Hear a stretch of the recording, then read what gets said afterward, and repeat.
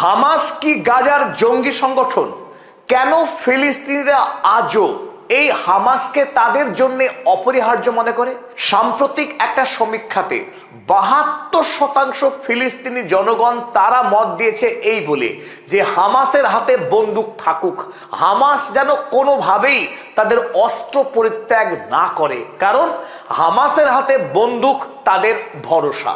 অথচ ইসরায়েল গত কয়েক বছর ধরে এই হামাসকে নির্মূল করার অজুহাতেই গোটা গাজা ভূমি জুড়ে গণহত্যা চালিয়ে আসছে এবং 1 লক্ষেরও কাছাকাছি মানুষকে ইতিমধ্যে ইসরায়েল খুন করেছে। তারপরেও যে হামাসের নাম করে সাধারণ গাজাবাসীরা প্রতিদিন খুন হচ্ছে, সেই হামাসকেই বাঁচিয়ে রাখতে চায় সাধারণ ফিলিস্তিনি জনগণ। 1% না 2% না, 72% ফিলিস্তিনি মানুষ তারা জোরদার মত দিয়েছে যে হামাসকে তাদের দরকার, শুধু দরকারই না, হামাসের হাতে বন্দুক থাকুক, তারা তাদের হয়ে লড়াই করুক। সামনেই নভেম্বর মাস, এই নভেম্বর মাস ভোটের মাস।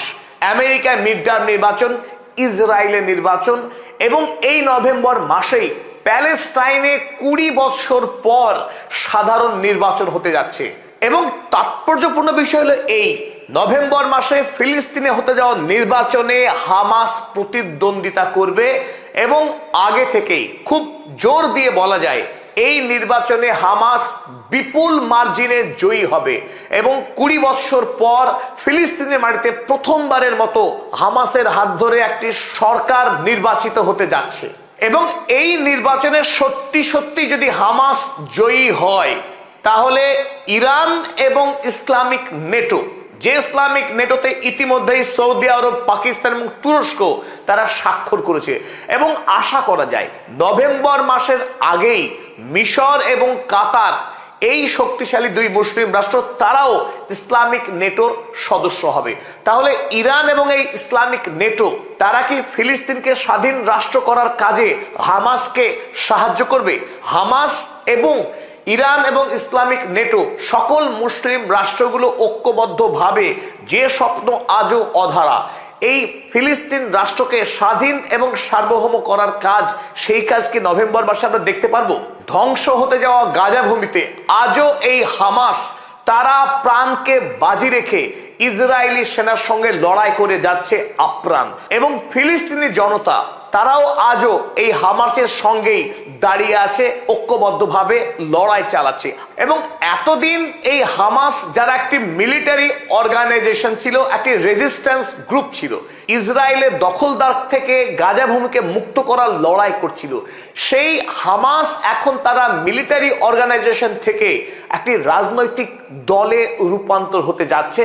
আর যদি সাফল্যের সঙ্গে এই হামাস সরকার তৈরি করতে পারে ফিলিস্তিনের মাটিতে, তাহলে হামাসের যারা যোদ্ধা তারাই আগামী দিনে স্বাধীন ফিলিস্তিন রাষ্ট্রের সৈন্যবাহিনী হিসেবে স্বীকৃতি লাভ করবে, এবং হামাসের যারা নেতৃত্ব, যারা কর্মকর্তা, তারাই আগামী দিনের স্বাধীন ফিলিস্তিন রাষ্ট্রের রাষ্ট্রীয় পরিচালক হবে। চলুন আজকের এই ভিডিওতে আমরা বোঝার চেষ্টা করি হামাস সংগঠনের বর্তমান অবস্থা, তাদের সঙ্গে দেশের মানুষের সম্পর্ক, এবং ফিলিস্তিনকে স্বাধীন করার ক্ষেত্রে এই হামাস সংগঠনের ভূমিকা কতটা হতে পারে তা আজকে বোঝার চেষ্টা করি। শুরুতেই যে বিষয়টা আমরা বোঝার চেষ্টা করব, ফিলিস্তিনি সাধারণ জনগণ তারা কোনোভাবেই চায় না যে হামাস তাদের অস্ত্র পরিত্যাগ করুক, অথচ ডোনাল্ড ট্রাম্প চায়, অথচ বেঞ্জামিন নেতানিয়াহু চায় যে হামাসের হাতে যে বিপুল পরিমাণে অস্ত্র রয়েছে, যে অস্ত্র দিয়ে তারা আইডিএফ এর বিরুদ্ধে যুদ্ধ করে, সেই অস্ত্র পরিত্যাগ করুক ডোনাল্ড ট্রাম্পের তৈরি বোর্ড অফ পিসের কাছে।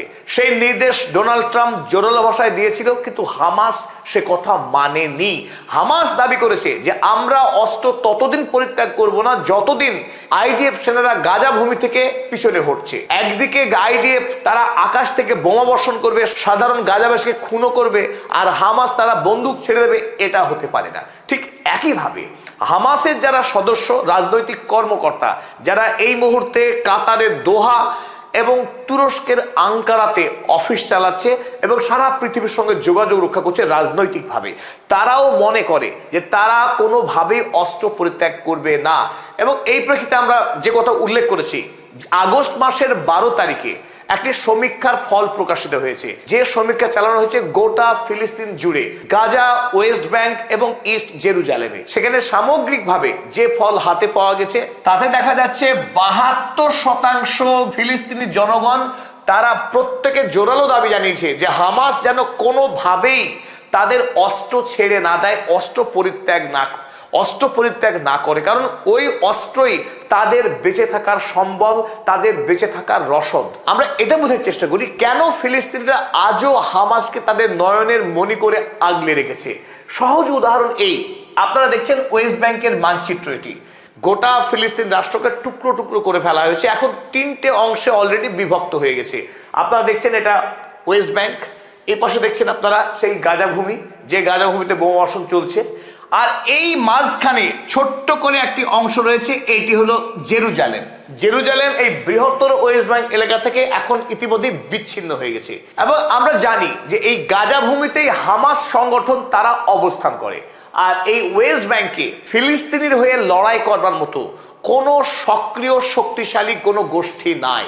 ফলে ইসরায়েল যখন একমাত্র লক্ষ্য জমি চুরি করা এবং ফিলিস্তিনের মাটিতে একটি বৃহৎ ইসরায়েল রাষ্ট্র গড়ে তোলা, সেই লক্ষ্য নিয়ে প্রতিদিন ইসরায়েলের মিলিটারিরা তারা এই ফিলিস্তিনিদের মাটি, জমি, কৃষি জমি দখল করছে। এই গোটা অঞ্চল যেটা আপনারা ম্যাপে দেখছেন, এই ম্যাপ কিন্তু আর বর্তমানে অস্তিত্ব নেই। এই ম্যাপের অধিকাংশ জায়গায় ইসরায়েলি সেটলাররা দখল করে নিয়েছে। এর প্রত্যেকটি অঞ্চলে অসংখ্য কলোনি গড়ে তুলেছে ইসরায়েল, যেখানে ফিলিস্তিনি পরিবার বসবাস করে। সেই সমস্ত এলাকায় ঢুকে পড়ে তাদের বাড়িঘর ভেঙে দিয়ে, তাদের বাড়িঘর দখল করে ইসরায়েল তাদের মিলিটারি ক্যাম্প তৈরি করছে, এবং প্রতিদিন নিয়ম করে নতুন নতুন এলাকা দখল করে এই ফিলিস্তিনিবাসীকে একেবারে কোণঠাসা করে দিয়েছে। খুন, গুম, নিত্য নৈমিত্তিক ঘটনা। সুস্থ যুবক, ফুটবল খেলার মতো যে যুবক, তাকে ধরে পা ভেঙে দেওয়া হয়, কখনো বুকে গুলি মেরে দেওয়া হয়, এমনকি মধ্যরাতে বাড়িতে ঢুকে বাড়ির মালিককে গাড়ির হুডে বেঁধে বন্দি করে নিয়ে যাওয়া হচ্ছে, এবং 3 দিন পর তাকে যখন ফিরিয়ে আনা হচ্ছে তার গোটা দেহে ক্ষত। তাকে গাছে বেঁধে রেখে তার বাড়িকে পুড়িয়ে দিয়ে আবার তাকে বন্দি করে নিয়ে চলে যাওয়া হচ্ছে। সীমাহীন পাশবিকতা প্রদর্শন করছে ইসরায়েলি সৈন্যরা এই গোটা ওয়েস্ট ব্যাংক জুড়ে। এমনকি আমেরিকার মতো সাম্রাজ্যবাদী রাষ্ট্র, সেই আমেরিকার সরকারও ইসরায়েলকে বলছে ক্ষমা চাইতে এই এলাকায় বর্বর অভিযান চালাবার জন্য। আপনারা দেখেছেন আমেরিকার কংগ্রেসের রিপ্রেজেন্টেটিভ রো খান্না, তিনি এই ওয়েস্ট ব্যাংকে বেড়াতে এসে চোখের জল ধরে রাখতে পারেননি কি অমানবিক অত্যাচার চালাচ্ছে ইসরায়েলি সেনারা। এখন মূল যে আলোচনা, এই অত্যাচার প্রতিদিন যে করতে পারছে ইসরায়েলি আইডিএফ সেনারা, তার একমাত্র কারণ এখানে কোনো রেজিস্ট্যান্স গ্রুপ নাই যে আইডিএফ সেনার বিরুদ্ধে বন্দুক ধারণ করবে, তাদের সঙ্গে লড়াই করবে। কিন্তু এই গাজা ভূমিতে একথা সত্য, 2023 সালের পর থেকে একটা সাজানো গোছানো সুন্দর একটা জনবসতিকে পুরো ধূলিসাৎ করে দিয়েছে ইসরায়েলি আইডিএফ সেনা। সেটা কিভাবে করেছে? আকাশ থেকে নিরন্তর বোমা বর্ষণ করেছে, এবং এই যে সীমানা এলাকা, এখনো প্রতিদিন হিংসার ঘটনা ঘটছে, কিন্তু গাজার এই সীমান্তবর্তী অঞ্চলগুলোতে আইডিএফ সেনা ঢুকে পড়ে খুন করছে। কখনো সখনো কিঞ্চিত এই এলাকাগুলোতে ঢুকে পড়ে খুন করে তারা পালিয়ে যাচ্ছে আইডিএফ সেনারা।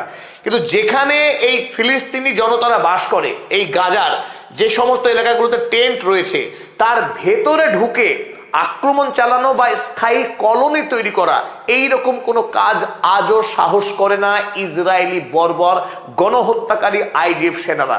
তার একমাত্র কারণ, গাজা ভূমির মাটির তলে অসংখ্য সুড়ঙ্গ আছে, অসংখ্য সুড়ঙ্গ।